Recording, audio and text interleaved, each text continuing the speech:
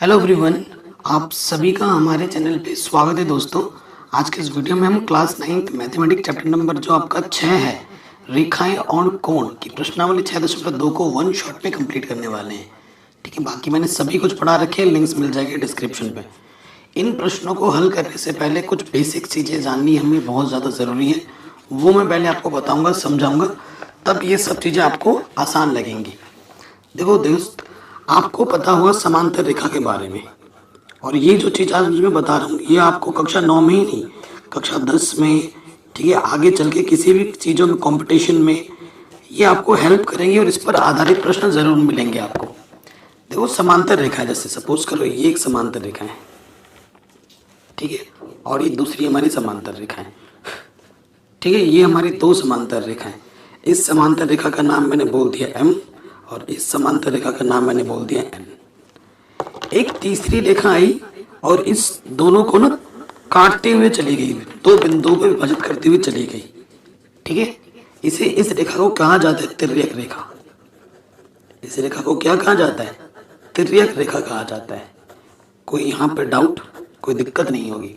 दो समांतर रेखाएं, एक तिरछी रेखा आई जिसे हम तिर्यक रेखा कहते हैं, और ये चली गई।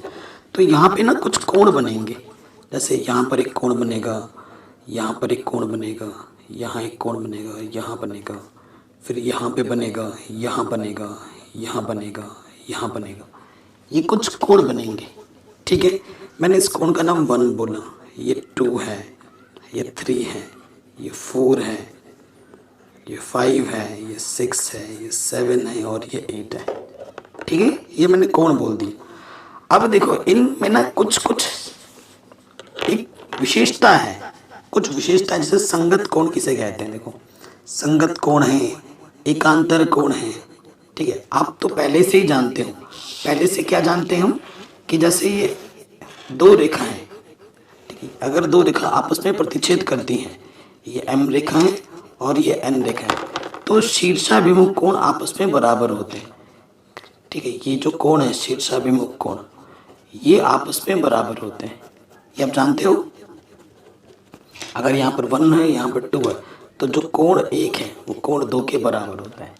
एक बेसिक चीज़ें हैं जो हमें पहले से पता है, ठीक है। अब यहाँ पे आ जाओ, एकांतर कोण के बारे में अगर बात करें, यहाँ पर एक वर्ड यूज होगा एकांतर कोण, ठीक है। ये क्या होता है? जैसे एकांतर कोण की मैं बात करूँ, ठीक है, वैसे जो हमारा कोण 2 है और कोण 4 है वो आपस में बराबर है, कोण 1 और कोण 3 आपस में बराबर है, क्योंकि ये शीर्षाभिमुख कोण है। कोण 5 और 7 बराबर है, और 6 और 8 बराबर है, ठीक है, क्योंकि ये शीर्षाभिमुख कोण है। लेकिन अगर मैं एकांतर कोण की बात करूं, जैसे यहाँ पर देखिए एकांतर कोण में यहाँ पे जो कोण 4 है, यहाँ पे जो कोण होगा और इधर वाला जो कोण होता है ना, इधर वाला कोण बराबर होता है।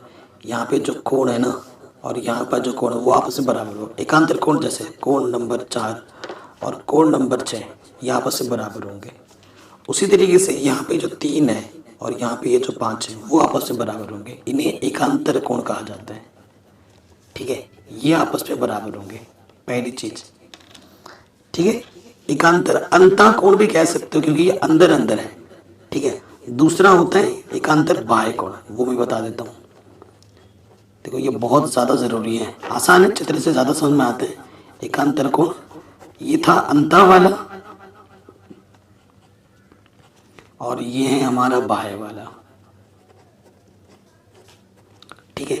बाहर में क्या होगा? देखो, ये जैसे ये बाहर है, ये जो 1 है, ठीक है, यहाँ का ये जो 1 है और यहाँ का ये जो 7 है वो आपस में बराबर होगा।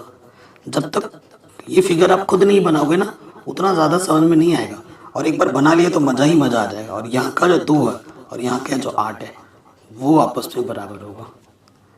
तो एकांतर कोण कैसे बराबर होते हैं वो तो पता चल गया, एकांतर कोण क्या होता है, चित्र से मैंने आपको दिखा दिया। अब संगत कोण की बात करें, ठीक है, संगत कोण यहाँ लिख देता हूँ ऊपर।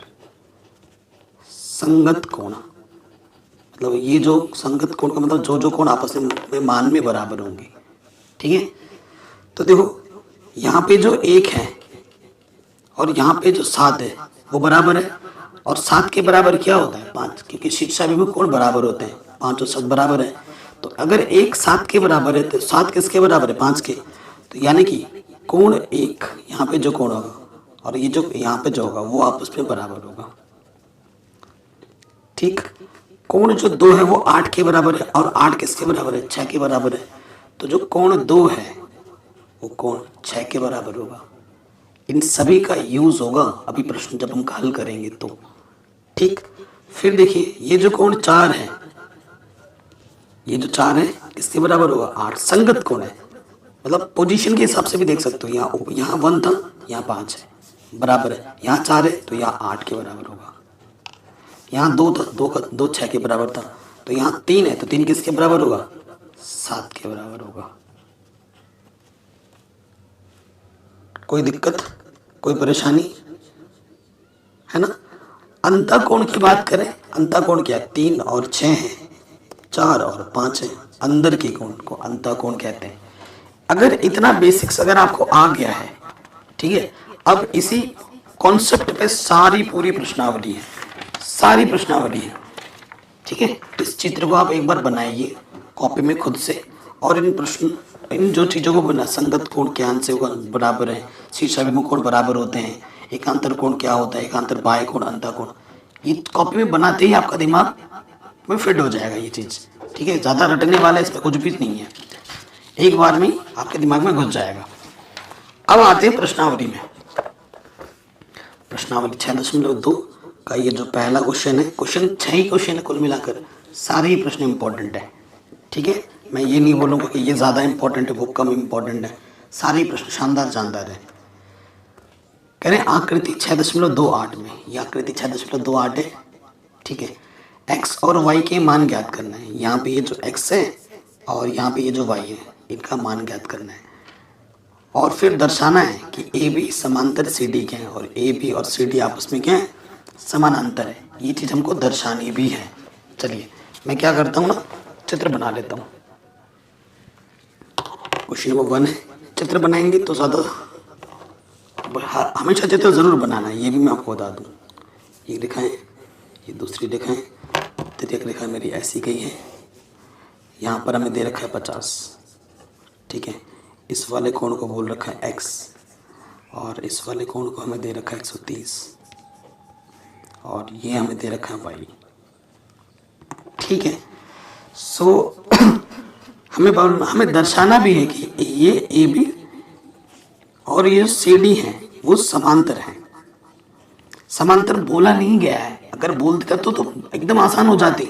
अभी जो प्रॉपर्टी हमने पता की है उसका उपयोग कर लेते, तो वो चीज़ नहीं है उस प्रॉपर्टी का, क्योंकि समांतर बोल दर्शाना है ना। हमें सिद्ध क्या करना है,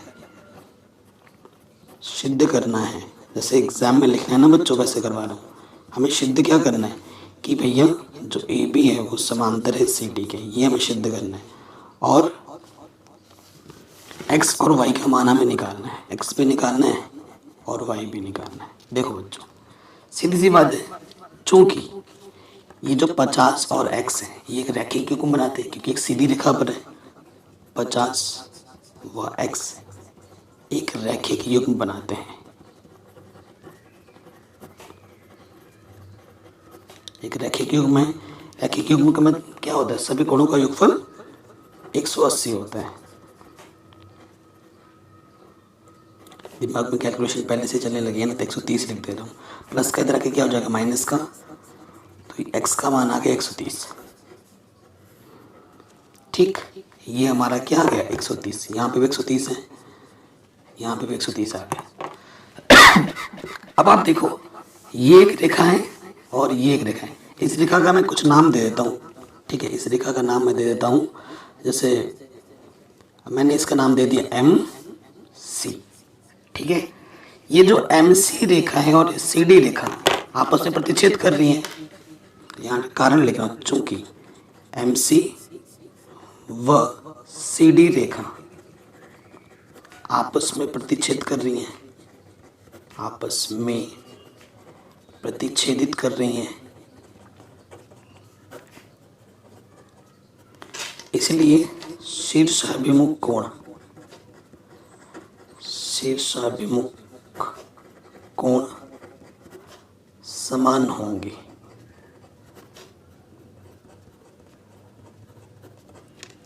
ठीक है, शीर्ष अभिमुख कोण समान होंगे, यानी कि y किसके बराबर होगा, y होगा 130 के बराबर। x भी मिल गया आपको, y भी मिल गया आपको। अब आप खुद देखो, ठीक है, अब आप खुद देखो ये क्या है, संगत कोण बराबर है। ठीक है, देखेंगे चूंकि संगत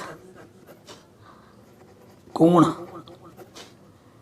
x बराबर y है, इसीलिए ठीक है, अगर यहाँ 130 है तो वैसे देखो यहाँ पे रेखा रेखिक युग्म बनता है तो ये कितना हो जाएगा 50, यहाँ 50 है तो यहाँ 50 है। तो संगत कोण समान तभी होता है जब ये रेखा और ये रेखा आपस में क्या हो, समांतर हो। समांतर है, यह तभी संभव है, यह तभी संभव है जब AB रेखा CD के क्या हो, समांतर हो। Hence proved. आसान शब्दों में, इजी वे में मैंने आपको ये प्रश्न को हल करवा दिया। कहीं पे भी डाउट हो, कहीं पे भी दिक्कत हो, आप प्रश्न को एक बार दोबारा जरूर देखें। ठीक है, आप प्रश्न को एक बार दोबारा जरूर देखें। अब आते हैं अगले प्रश्न में, दूसरे नंबर पर। एक बार दिक्कत हो दोबारा जरूर देखें। ठीक है, ये हमारा चित्र है दूसरे वाले प्रश्न का। कह रहे हैं आकृति 6.29 में AB समांतर है CD के और CD समांतर है AF के। ये आपस में तीनों समानांतर है। Y और Z का जो अनुपात है वो 3:7 है। तो X का मान आपको ज्ञात करना है। ठीक है, बहुत ही आसान सा प्रश्न है। पहले मैं आपको चित्र बना देता हूँ, क्योंकि चित्र बनाना सही सही बहुत ज़्यादा ज़रूरी है, नहीं तो हम कंफ्यूज हो जाएंगे। ठीक है, इस रेखा का नाम है AB, ये सब आपस में समांतर है। ये है CD और ये है EF। ठीक है, हाँ, इस कोण का नाम दे रखा है X, इस कोण का नाम दे रखा है Y और इस कोण का नाम दे रखा है Z। अब आप सीधी सीधी बात देखना, और हमें कुछ दे रखा है क्या, Y और Z में हमें दे रखा है अनुपात। ठीक है, अब आप सही से देखो, ये रेखा और ये रेखा समांतर है। सिंपल सा लॉजिक लगाओ। देखो क्वेश्चन नंबर 2 है ना, ये रेखा और ये रेखा समांतर है, तो देखो शीर्ष अभिमुख कोण बराबर होता है। अगर यहाँ y है तो यहाँ पर भी क्या होगा, y होगा y, और उसके साथ साथ और यहाँ z है तो ये भी z होगा। ठीक है, चूंकि ये और ये समांतर है तो संगत कोण बराबर होते हैं। अगर यहाँ y है तो यहाँ पे भी तो y होगा। ठीक, तो देखो चूंकि AB समांतर CD है, ये दिया हुआ है प्रश्न में, वह CD समांतर है EF के, ये दिया है, ये हमने लिख दिया। अब जब दिया है तो देखो उस आधार पर हमने चित्र बना दिया। ठीक है, यहाँ y आ जाएगा, यहाँ z।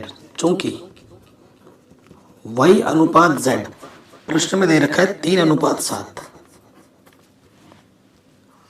ठीक है, y अनुपात z में कितना दे रखा है, 3:7 दे रखा है। सो देखो आप अनुपात में जब भी होता है तो माना y को मान लिया 3x और z को मान लिया 7x। ये क्या है, एक रैखिक युग्म है, एक रेखा पे y और z है, रैखिक युग्म बना रहे। चूंकि y व z रैखिक युग्म है, एक रेखा पर है,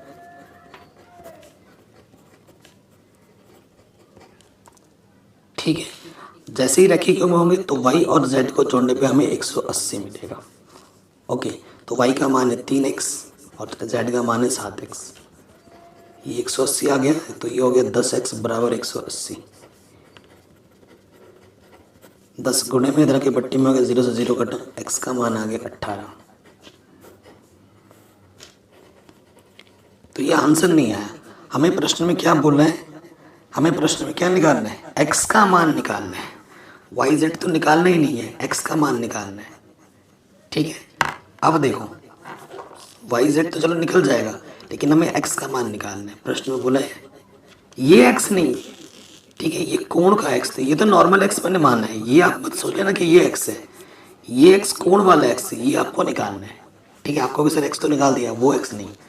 अब देखो यहाँ पर वाई है, यहाँ पर वाई है, यहाँ पे जेड है, ठीक है, यहाँ पे अगर जेड है तो यहाँ पे भी जेड होगा, ठीक है, और यहाँ पर अगर वाई है तो यहाँ पे भी तो वाई होगा, ठीक है ना। संगत कोण बराबर होते हैं, अगर यहाँ वाई है तो यहाँ पे भी वाई होगा और ये एक्स होगा, ठीक है। और वाई का मान आपको पता चल चुका है, चूंकि वाई आपने क्या माना था, वाई अपने 3x माना था, तो 3x का मान है 18, 18 3 54, चूंकि वाई व जेड रैखिक युग्म बनाते हैं, है ना, ये एक रेखा पर है, वाई वाई जेड बोल रहा हूँ, वाई और एक्स, वाई और एक्स, ठीक है, यानी कि वाई प्लस एक्स बराबर हो जाएगा 180, तो प्लस का वाई इधर आके माइनस का, तो वाई का मान है कितना 54, घटा देंगे तो आ जाएगा 126 एक्स का मान। तो एक्स कोण का जो मान होगा वो कितना होगा 126। एकदम सिंपल क्वेश्चन, आराम से बन गया, बस बेसिक कॉन्सेप्ट पता है, संगत कोण कहाँ पर कौन सा होगा वो अभी हमने सीखा है, उसका प्रयोग किया, क्वेश्चन चुटकियों में बन गया। अगर आपको दिक्कत है तो मैं आपसे रिपीट करके वीडियो को देखने के लिए बोलूँगा, एक नहीं 2 बार देख लो, क्या दिक्कत है।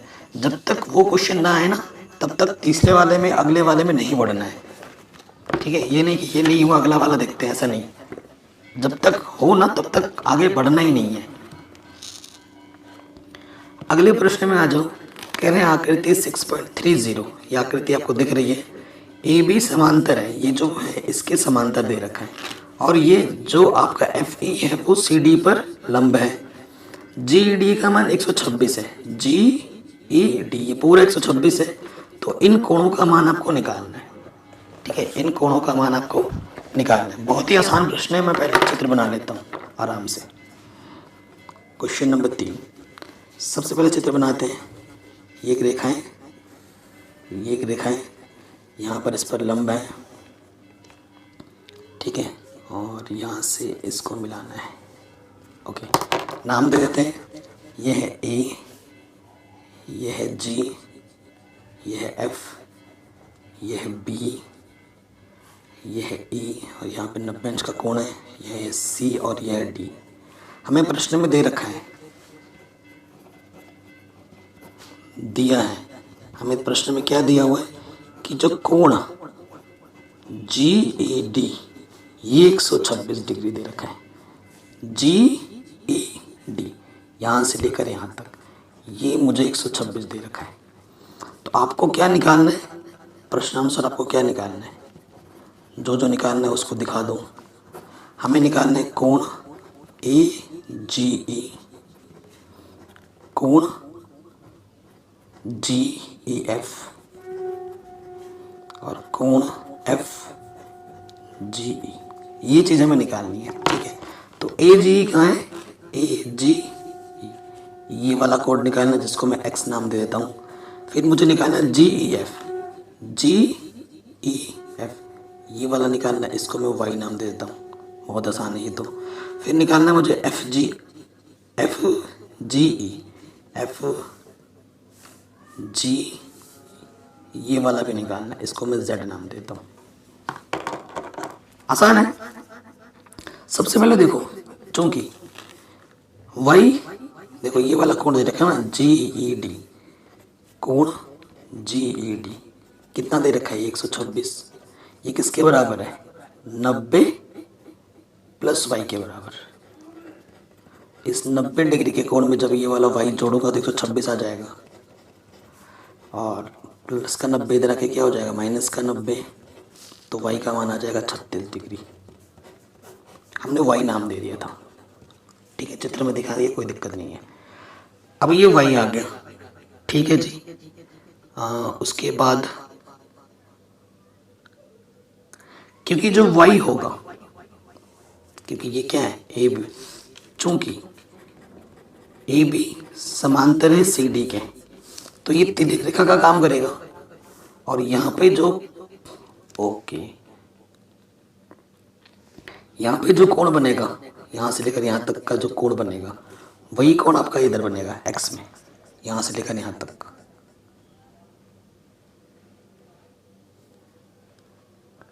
ठीक है, वही कोण आपका यहाँ से लेकर यहाँ तक बनेगा। सो देखो, चूंकि कोण ए जी ई बराबर होगा ई जी ई डी के। क्यों बराबर है? क्योंकि ये एकांतर कोण है। एकांतर कोण बराबर होते हैं, तो जो आपको ए जी ई निकालना है, ए जी को आपने क्या बोला है? एक्स बोला है। और जी ई डी अभी अपने जी ई डी को आपने वाई माना था, ये वाई के बराबर हो, तो ये भी आ जाएगा 126। वाई कैसे हो गया यार? ये पूरा है ना, वाई नहीं है। 126 डिग्री दूसरा आंसर। ठीक है, अब आप जानते हैं ये क्या है? रैखिक युग्म है। रेखाएं x प्लस जेड का मान कितना होगा? 180। चूंकि x व z एक रैखिक युग्म बनाते हैं, एक रैखिक युग्म है। ठीक है, तो x प्लस z ये कितना है? ये है 180। जोड़ेंगे तो हमें निकालना है z का मान। प्लस का x इधर आके माइनस का हो जाएगा, और x का मान कितना है? अभी हम निकाले 126, तो घटा देंगे तो आंसर आ जाएगा z का मान 154। तीनों कोण हमने आराम से निकाल दिया। आपको कहीं पे भी डाउट हो, कहीं पे भी दिक्कत हो, आप प्रश्न को एक बार दोबारा ज़रूर देखें। ठीक है, ये प्रश्न भी हमारा आराम से बन गया। चलिए अगले प्रश्न में आ जाते हैं, चौथे नंबर पर। वीडियो को लाइक नहीं किया तो लाइक कर दो यार दोस्त। कह रहे हैं आकृति 6.3 की, ये हमारी आकृति है। यदि पी क्यू, ये जो पी क्यू है वो समांतर है एस टी के। ठीक है, और पी क्यू आर 110 है और कोण आर एस टी 130 है, तो क्यू आर एस का मान ज्ञात करना है। ठीक है, पहले चित्र बनाते हैं। क्वेश्चन नंबर 4 हमारे पास क्या है? ये जो पी क्यू है और ये जो एस टी है ये आपस में समांतर है।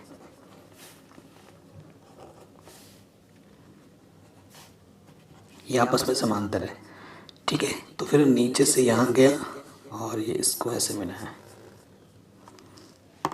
ठीक, तो ये चीज़ हमें दे रखी है 110 और ये चीज़ हमें दे रखी है 130। प्रश्न में हमने क्या किया ना, इससे इसको आगे बढ़ाया, इस भुजा को, तो समांतर ही होगी इसकी, और इस भुजा को भी हमने अपने से आगे बढ़ाया।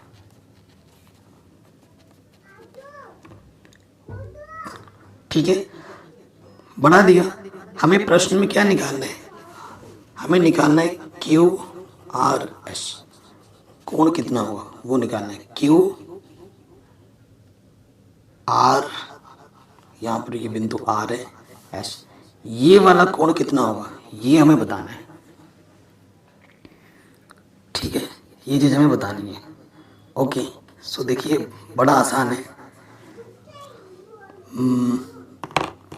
देखो दोस्त, इस वाले कोण को मैं क्या मान लेता हूँ, क्योंकि ये चीज़ इसके समांतर है, दिया है। बहुत आसान प्रश्न है, दिमाग दौड़ाओ खाली।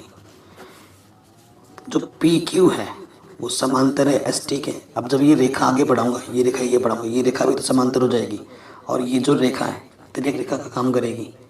सो देखो दोस्त, इसको अगर मैं x बोल दूँ कोण, ठीक है, चूंकि x व 130 डिग्री एक रैखिक युग्म बनाते हैं।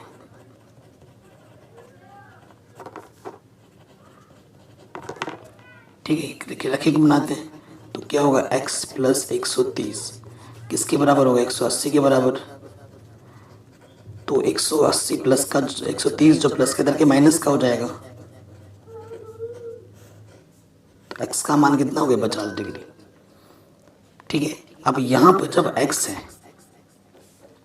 तो यहाँ पे भी तो x होगा, क्योंकि एकांतर कोण बराबर होते हैं।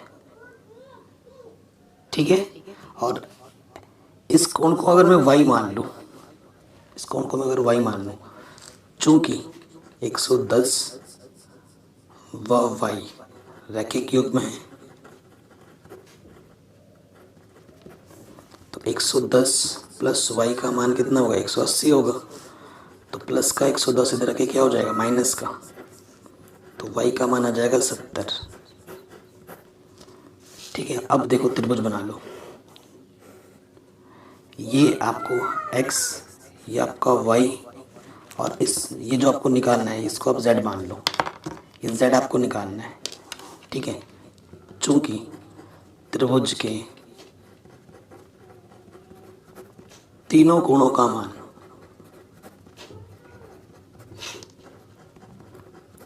कितना होता है, 180 होता है, यानी कि x plus Y plus Z 180 होगा। z हमें निकालना है, x का मान है 50, y का मान है 70, z हमें निकालना है 70, और ये हो जाएगा 120, प्लस का 120 इधर के क्या हो जाएगा, माइनस के, तो z का मान आ जाएगा 60 डिग्री। ठीक है, तो जो कोण आपको निकालना था QRS, वो कितना होगा, वो होगा 60 डिग्री। ठीक है, एकदम सिंपल तरीके से मैंने आपको क्वेश्चन को सॉल्व करा दिया है। ठीक है, कोई दिक्कत नहीं होगी। चलिए आगे बढ़ते हैं नेक्स्ट प्रश्न में। अगले प्रश्न में आ जाऊं, बहुत ही शानदार क्वेश्चन है। कह रहे हैं आकृति 6.32, ये आकृति आपको दिख रही है, ए बी समांतर है सी डी के। ये जो ए बी है इस समांतर है सी डी के, ये वाला कोण 50 दे रखा है, और पी आर डी 127 है दे रखा है। एक्स और वाई निकालना है, ये एक्स और ये वाई निकालना है। बहुत ही आसान प्रश्न है। ठीक है, चलिए पहले चित्र बनाते हैं और इसको हल करते हैं। वीडियो को लाइक कर देना, लाइक करने में कंजूसी मत करना दोस्तों प्लीज़।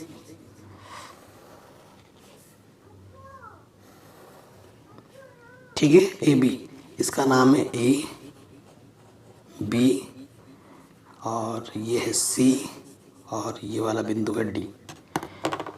ठीक है, यहाँ से एक रेखा गई है ऐसी, और फिर यहाँ से आई है ऐसी। डी को थोड़ा आगे बढ़ा देते हैं, ये डी है। ठीक है, और ये वाला जो बिंदु है ये हमें दे रखा है आर, और ये वाला बिंदु दे रखा है क्यू। ये हमारा एक्स है, ये हमें वाई दे रखा है प्रश्न में, ये हमें 50 दे रखा है, और ये वाला कोण हमें दे रखा है 127। हमें एक्स के और वाई के मान ज्ञात करने हैं। ठीक है, कोई दिक्कत वाली बात तो है नहीं यहाँ पर। अब आप देखो x तो फट से निकल जाएगा 50, x का मान कितना आएगा 50, क्योंकि ए बी और सी डी, चूँकि ए बी समांतर है सी डी के, इसीलिए इसका मान क्या है, P है ना। जो कोण ए पी क्यू होगा वो बराबर होगा पी क्यू आर के, और ए पी क्यू कितना है, और ये बराबर क्यों होगा, क्योंकि ये एकांतर कोण है। जो यहाँ होता है वही यहाँ होता है, एकांतर कोण। ये 50 है, पी क्यू आर को हमारा एक्स है, यही तो निकालना था, आराम से आ गया। ठीक, उसके बाद देखिए हमें y निकालना है। देखो ये भी तिर्यक रेखा का काम करेगा। जो कोण यहाँ बनेगा वही कोण आपका यहाँ से लेकर यहाँ तक बनेगा, है ना। सो यहाँ से लेकर यहाँ तक पूरा बनेगा। ठीक, तो देखिए यहाँ से क्या हो जाएगा, पुनः जो कोण है, इस कोण को कैसे लिख सकते हैं, पी आर डी। कोण पी आर डी किसके बराबर है, कोण A P R. P R D का मान तो 127 दे रखा है, और ए पी आर क्या होगा 50, यहाँ से यहाँ तक 50, और यहाँ से यहाँ तक y, 50 प्लस y। तो प्लस का 50 इधर आके क्या हो जाएगा, माइनस के 50। ठीक है, तो जो घटा देंगे तो कितना आ जाएगा, 77। तो y का मान आ गया 77। x भी निकालना था, y भी निकालना था, फट से निकल गया एकदम आसान विधि से। ये क्यों बराबर है, क्योंकि ये एक अंतर कोण है। देख रहे हो कितना फायदा होता है। आराम से ये प्रश्न आपका सॉल्व हो गया, कोई दिक्कत कोई परेशानी नहीं होगी। अब आ जाओ आखिरी प्रश्न में। आकृति 6.33, ये आकृति दिख रही है, पी क्यू और आर एस दो दर्पण है, ये और ये दो दर्पण है। एक आपतन किरण ए बी और दर्पण पी क्यू से पर टकराती है, परावर्तित किरण पथ बी सी पर चलकर दर्पण आर एस से टकराती है, पुनः इसके अनुदिश चलती है। ठीक है, सिद्ध कीजिए कि ये जो ए बी है, ये जो ए बी है और ये जो सी डी है वो आपस में समांतर है। ठीक है, इस ए बी को और इस सी डी को आपस में क्या दिखाना है, समांतर दिखाना है। तो ये जो इस क्वेश्चन का जो कॉन्सेप्ट है ना, वो थोड़ा कक्षा 10 में चला जाता है विज्ञान के कॉन्सेप्ट में। तो ये क्वेश्चन ना, मुझे नहीं लगता कभी आपके बोर्ड एग्जाम में कभी भी आएगा। और अगर आपको दोनों भुजाओं को क्या बोलते हैं, समांतर दिखाना है, तो आपको एकांतर कोण बराबर दिखाने पड़ते हैं, तभी वो समांतर हो सकता है, अन्यथा नहीं हो सकता।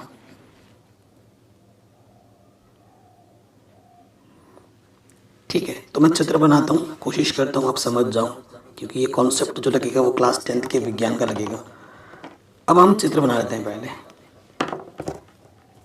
देखता हूँ कि आप समझ पाते हो नहीं पाते हो। कक्षा 10 का कॉन्सेप्ट का यूज़ होगा यहाँ पर, है।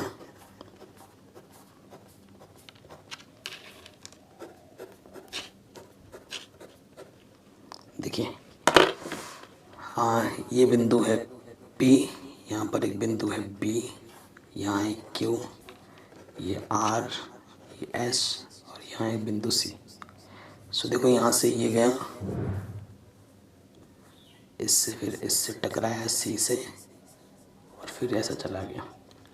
ठीक है, इसका नाम दिया है A, इसका नाम दिया है D। ठीक, सो मैं क्या करूँगा, क्योंकि आपतन किरण है,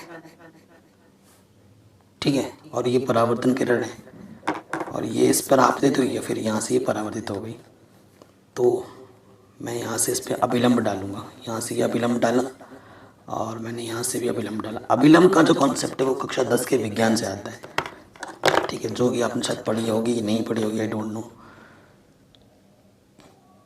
ठीक है, तो ये मैंने डाल दिया। इससे पहले कोण को मैं बोल देता हूँ R1, I1 आपतित किरण है ना, I1 होगा, ये I1 है, ये R1 है, ये I2 है और ये R2 है। ठीक है, ये मैंने कर दिया। ये क्या है, ये जो मैंने डाला है ये हमारा अभिलंब है, अभिलंब, ये भी है अभिलंब। अभिलंब में क्या होता है ना, आपतित किरण क्या और परावर्तित किरण, इनके बीच का कोण आपस में बराबर होता है। ठीक है, हाँ यहाँ पे लिख देना विज्ञान के तथ्य से, सिंपल भाषा में विज्ञान के तथ्य से। ठीक है,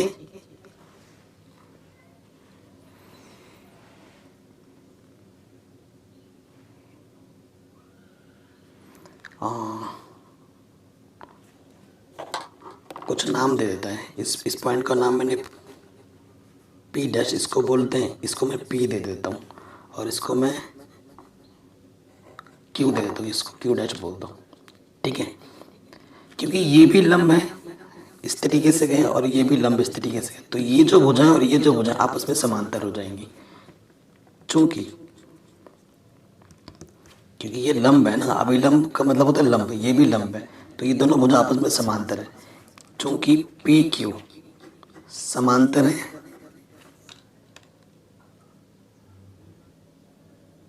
आर एस के प्रश्न में दे रखा है कि एक सेकंड पढ़ लेते हैं, थोड़ा सा कंफ्यूजिंग है ना। पी क्यू और आर एस दो दर्पण एक दूसरे के समांतर रखे गए हैं। अच्छा, ये जो पी क्यू है और ये जो आर एस है वो आपस में समांतर रखे गए हैं। एक आपतन किरण ए बी, ठीक है, ये जब जाएगा इसके बीच का जो कोण, ये वाला जो कोण होगा और ये वाला जो कोण होगा वो आपस में बराबर होगा। ठीक है, ओके। हमारा ये जो पी क्यू है और ये जो आर एस है वो आपस में क्या है, समानांतर है। ठीक है, और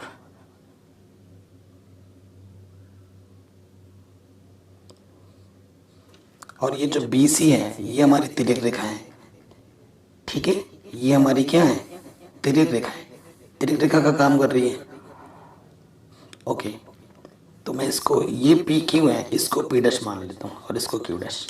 ठीक है, अब देखिए इसको मैंने आर वन बोला है,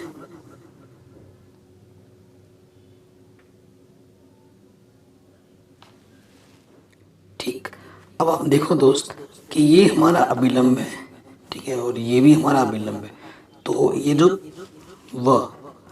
जो हमारा पी डैश पी है वो भी समांतर हो जाएगा सी डैश क्यू के। ठीक है, अब जब समांतर होगा तो एकांतर कोण बराबर होते हैं, इसलिए हमारा ये जो आर वन कोण है, क्योंकि ये तिर्यक रेखा का काम करेगा, बी सी तिर्यक रेखा का काम करेगा, तो जो आर वन होगा वो किसके बराबर होगा, आई टू के बराबर होगा। ठीक है, तो हमारा यहाँ से जो आर वन होगा कोण वो बराबर होगा आई टू के। ठीक है, ये हमारे पास होगा ही होगा, ये हम जानते हैं। ये क्यों है, क्योंकि एकांतर कोण बराबर होते हैं, एकांतर कोण समान होते हैं। और कक्षा 10 के विज्ञान में ये, तभी तो ये आपके क्वेश्चन में कभी आएगा नहीं है, परावर्तन के नियम से। ठीक है, कक्षा 10 में पढ़ोगे विज्ञान में, चैप्टर नंबर 9 में, नई एनसीईआरटी बुक के आधार पर, कि जो I1 होता है ना R1 के बराबर होता है। I1 जो होता है R1, जो आपतन कोण होता है वही परावर्तन कोण होता है, और जो I2 होगा वो R2 के बराबर होगा।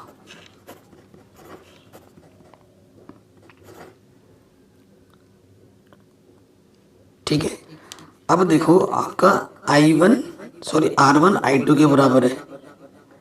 ठीक है, और R1 I1 के भी बराबर है, देख रहे हो यहाँ से।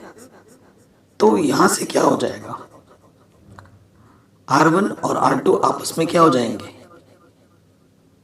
I1 और I2 आपस में क्या हो जाएंगे, बराबर हो जाएंगे, है कि नहीं। देखो यहाँ से आप देखो, I1 R1 के बराबर है, ठीक है, और I2 R2 के बराबर है। ठीक है, सो मैं क्या करूँगा, I2 की जगह पे मैं क्या रख सकता हूँ, I1 रख सकता हूँ। तो देखो यहाँ से क्या आ जाएगा, R1 रख सकता हूँ। ठीक है ना, यहाँ पर मेरा क्या है, देखो पहला क्या है, R1 बराबर I2, ठीक है, I1 है R1 के बराबर और I2 है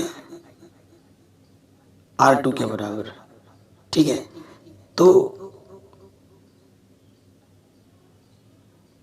I2 की जगह पर, ठीक है, I2 की जगह पर मैं क्या रख सकता हूँ, R1 रख सकता हूँ। और R1 किसके बराबर है, I1 के बराबर है, चूंकि R1 किसके बराबर है, I1 के बराबर है, तो R1 की जगह पर मैं I1 भी रख सकता हूँ। देखो I2 की जगह पर मैंने यहाँ से क्या रखा, R1 बराबर आ गया R2, और R1 की जगह पर मैं क्या रख सकता हूँ, I1 रख सकता हूँ। I1 क्या हो जा रहा है यार, I1 की जगह पर R2, इसको मैं समीकरण नंबर 4 मान लेता हूँ। ठीक, अब मैं क्या करूँगा, समीकरण 1 और 4 को जोड़ दूंगा, तो मैं हमारा बाईं तरफ जुड़ेगा R1 प्लस I1। ठीक है, ये चाहिए मुझे, और दायां वाला दाईं तरफ I2 प्लस R2। तो ये चीज़ किसके बराबर है, AB C के बराबर, AB C के बराबर, और I2 प्लस R2 किसके बराबर है, ये चीज़ BCD के बराबर। ठीक है, जब एकांतर कोण तुमने बराबर दिखा दिए तो ये वाली भुजा और ये वाली भुजा आपस में क्या हो जाएगी, समांतर। एकांतर कोण बराबर दिखा दिया ना तुमने, तो यानी कि जो ए बी है वो समांतर हो जाएगा सी डी के। थोड़ा सा इस क्वेश्चन को 2 से 3 बार और देखना, क्योंकि थोड़ा सा कन्फ्यूजिंग पार्ट लगेगा। जब तक आप रिवाइज नहीं करोगे तो कन्फ्यूज़न ही लगेगा, क्योंकि कुछ कॉन्सेप्ट यहाँ कक्षा 10 के विज्ञान के यूज़ हुए हैं, इसीलिए इस क्वेश्चन को नहीं देना नहीं चाहिए था, बट आ गया तो हमें करना पड़ा, तो कर लिया हमने। वीडियो पसंद आई तो लाइक करें और वीडियो को हर जगह शेयर करें।